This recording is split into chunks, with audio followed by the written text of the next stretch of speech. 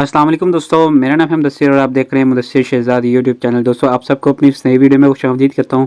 और आज की वीडियो में हम बात करने लगे हैं वर्चुअल यूनिवर्सिटी के एक नए कोर्स के हवाले से। और इस कोर्स में हम बात कर रहे होंगे डिप्लोमास के हवाले से, जो हमने सीरीज़ स्टार्ट की हुई है। और इस डिप्लोमा की सीरीज़ में हम बात करेंगे डिप्लोमा इन इंफॉर्मेशन टेक्नोलॉजी, यानी डिप्लोमा इन IT। वीडियो जो डिप्लोमा इन IT करवाता है, ये कितने अरसे का है और इसका तो आपने थंबनेल में देख लिया होगा। तकरीबन ये 1 साल के डिप्लोमाज हैं जो कि 2 सेमेस्टर्स के ऊपर बेस करते हैं। इसकी सारी डिटेल से हम बात करेंगे। इसकी क्या फ़ीस है, कितने % मार्क्स होने चाहिए अगर आप इसमें एडमिशन लेना चाहते हैं, या फिर इस सेमेस्टर में आपको कौन कौन से सब्जेक्ट्स पढ़ाए जाएंगे। मुकम्मल डिटेल से इसकी हर एक चीज़ के बारे में बात करेंगे, विजुअल यूनिवर्सिटी के कोर्स के बारे में, और आपको मैं डिटेल से इसके बारे में बताऊंगा। तो चलते हैं वीडियो की तरफ। तो सबसे पहले इंट्रोडक्शन आप देख लें। तो इंट्रोडक्शन और प्रोग्राम ऑब्जेक्टिव का आप स्क्रीनशॉट ले लें, क्योंकि मैं इन चीज़ों को भी डिस्कस नहीं करने लगा, क्योंकि ये इतनी इंपॉर्टेंट नहीं है। तो आप इसको बाद में भी देख सकते हैं। प्रोग्राम आउटकम आप देख सकते हैं जी, कि आप जब प्रोग्राम कर लेंगे तो फिर आप किस काबिल हो जाएंगे। तो इसका भी आप स्क्रीनशॉट ले लें। मैं इसको भी डिस्कस नहीं करने लगा। जो मेन चीज़ें मैं सिर्फ उन्हीं के बारे में बताऊंगा, क्योंकि आपका टाइम भी बड़ा कीमती है। ठीक है, तो मेन चीज़ आती है जी, सबसे पहले आता है जी एडमिशन एलिजिबिलिटी क्राइटेरिया। ये बड़ा ही इंपॉर्टेंट है जी आप सब दोस्तों के लिए, कि आप क्या इसमें एडमिशन ले भी सकते हैं कि नहीं ले सकते। अच्छा, वर्चुअल यूनिवर्सिटी में ये एक बेहतरीन तरीका है जी। अगर आपके जैसे मेन जो पहले आपको मेन चीज़ बताता चलूँ, वो ये है कि 45% मार्क्स आपके पास जो है वो लाजमी तौर पर होने चाहिए।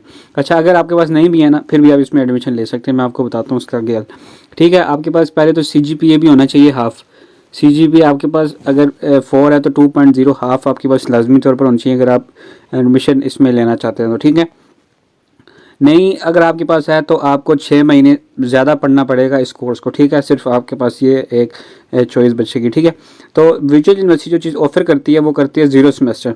0 सेमेस्टर बेसिकली होता है, आप जिस प्रोग्राम में हिस्सा लेना चाहते हैं उसमें अगर वर्चुअल यूनिवर्सिटी 0 सेमेस्टर को सपोर्ट करती है, जैसे डिप्लोमा इन IT में कर रही है सपोर्ट, तो आपको इस 0 सेमेस्टर का एक सेमेस्टर पढ़ना पड़ेगा, जिसमें कुछ सब्जेक्ट्स होंगे जो कि आपके कोर्स के रिलेटेड ही होंगे, और वो बाद में जब आप कोर्स कर रहे होंगे तो वहाँ से निकाल दिए जाएंगे और बाकी कोर्सेज आपको पढ़ाए जाएंगे उसके रिलेटेड। ठीक है, तो ये आपको कोर्सेज जो है वो एक सर्टन % के साथ जो है वो कंप्लीट करने होते हैं, और वो सब्जेक्ट्स के आपको उतने नंबर लेने होते हैं जितने रिक्वायर्ड होते हैं।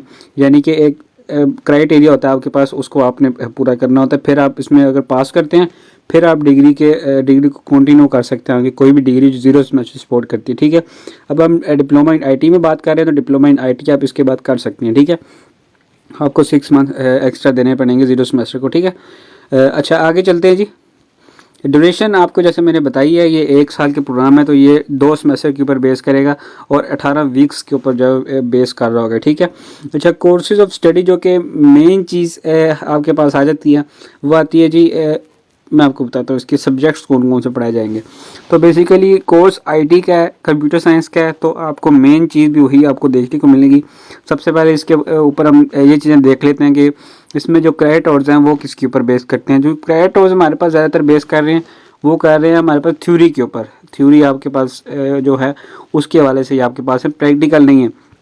लेकिन आपको मैं कोई चीज़ बताता चलूँ, जो वर्चुअल यूनिवर्सिटी है उसने रिसेंटली ये चीज़ लॉन्च की है कि कोई भी सब्जेक्ट जिसके प्रैक्टिकल स्टार्ट करने उन्होंने साथ P लगा दिया। ठीक है, किसी भी सब्जेक्ट को अगर वो प्रैक्टिकल के तौर पर करवाना है तो साथ P लिख दिया हुआ है। ठीक है, तो ये बेसिकली अब आप सब्जेक्ट दे सकते हैं जिस सेमेस्टर नंबर 1 में आपको कंप्यूटिंग के बारे में बताया जाएगा, साथ प्रोग्रामिंग की क्लासेस भी दी जाएंगी। ठीक है, CS201, लेकिन ये थ्योरी के ऊपर होगा।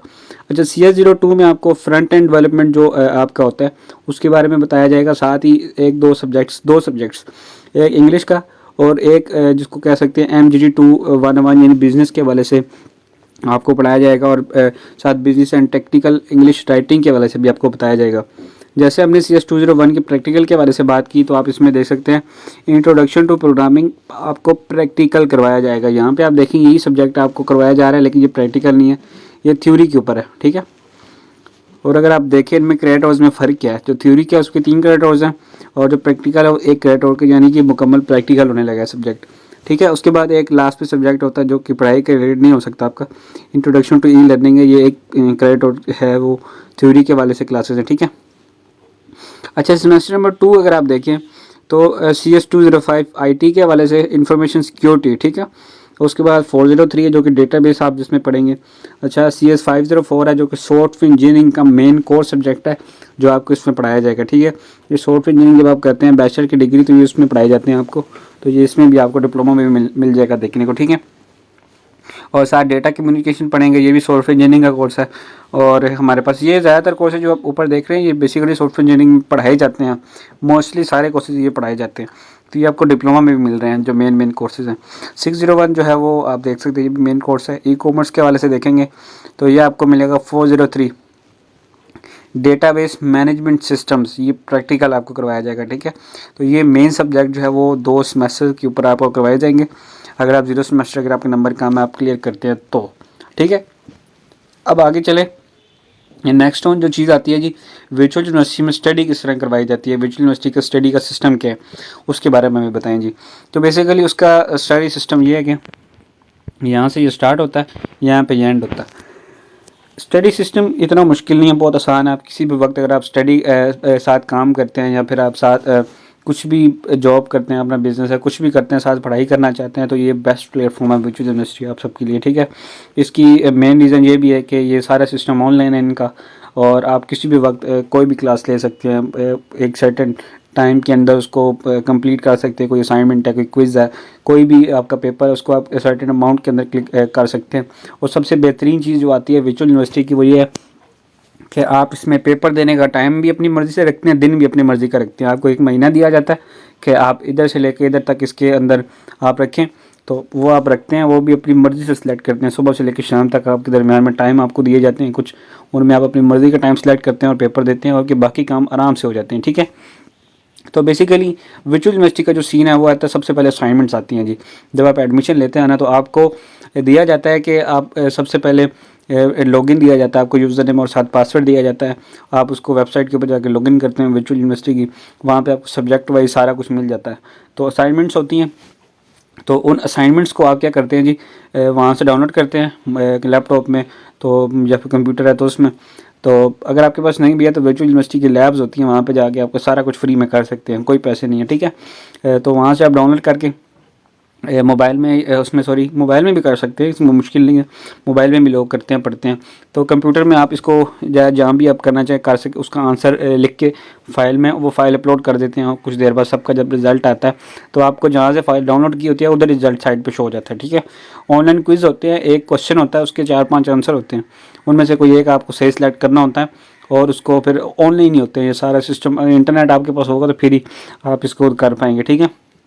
ऐसे जीडीपीज़ होती हैं, आपको 2 टॉपिक दिए जाते हैं, उनमें से एक टॉपिक जो आपने अपनी मर्ज़ी से सिलेक्ट करना होता है, उसका आंसर आपने जो है वो अपलोड करना होता है, फिर उसके बारे में डिटेल से बात करनी होती है। और उसके बाद नेक्स्ट जो चीज़ आती है इनके सिस्टम में, 3 मंथ्स के बाद मिड टर्म होते हैं, और आफ्टर 6 मंथ आपके जो फाइनल टर्म है वो होते हैं, ठीक है, सेमेस्टर के। और ये सारी चीज़ें जो मैंने आपको भी बताई हैं, ये 80-85% आपकी जो टोटल आपकी डिग्री होती है ये उसमें काउंट हो रहा होता है, ठीक है। आपका CGPA बन रहा होता है, GPA बन रहा होता है, जो मेन चीज़ आपकी होती है, ठीक है। अवार्ड ऑफ डिग्री अब आते हैं जी मेन चीज़ के ऊपर। सबसे पहले आपको 33 क्रेडिट और मिनिमम आपने पढ़ाई करनी है, तब आपको डिग्री मिलेगी। नहीं तो एक चीज़ और भी साथ ऐड कर लें, CGPA आपका जितने में आपका एडमिशन हुआ था, अगर आपके 45% मार्क्स कम नहीं है तो आपका जितने में एडमिशन हुआ था उतनी आपको लेने पड़ेंगे, और अगर आपने इस डिग्री का वसूल करना है, इतनी डिग्री लेनी है तो ठीक है, 2.0 आउट ऑफ 4, ठीक है। फीस स्ट्रक्चर जो मेन चीज़ बच्चे काफ़ी सोचते हैं तो बेहतरीन किस्म का फ़ीस स्ट्रक्चर है जी इनका। लोकल में अगर आप देखें तो ये पाकिस्तानियों के लिए, ओवरसीज़ में बाहर के बंदे जो पढ़ते हैं ना, उनके हवाले से भी डिटेल है। शेड्यूल ऑफ अदर चार्जेस जो वर्चुअल यूनिवर्सिटी में और छोटे मोटे चार्जेस होते हैं उनके हवाले से। अभी हम पाकिस्तानी बच्चों के लिए जो डिटेल है वो देखेंगे कि अभी हम जिसकी पर बात करेंगे वो डिप्लोमा होगा, तो ये डिप्लोमा है, ठीक है। 30,000 रुपये आपकी एडमिशन फ़ीस होगी जो कि एक दफ़ा देनी पड़ेगी। 2500 रुपये आपका रजिस्ट्रेशन फ़ीस एक दफ़ा देनी पड़ेगी। और नेक्स्ट आप आए 2,000 रुपये आपकी सिक्योरिटी फ़ीस होगी, यहाँ पे देख सकते हैं। 500 आपका एडमिशन फ़ीस होगी जो कि प्रोस्पेक्टस आपको मिलते हैं। और 1000 इनरोलमेंट की जो फ़ीस होगी पर सेमेस्टर। और 1150 जो है वो ट्यूशन की पर क्रेडिट और की फ़ीस होगी।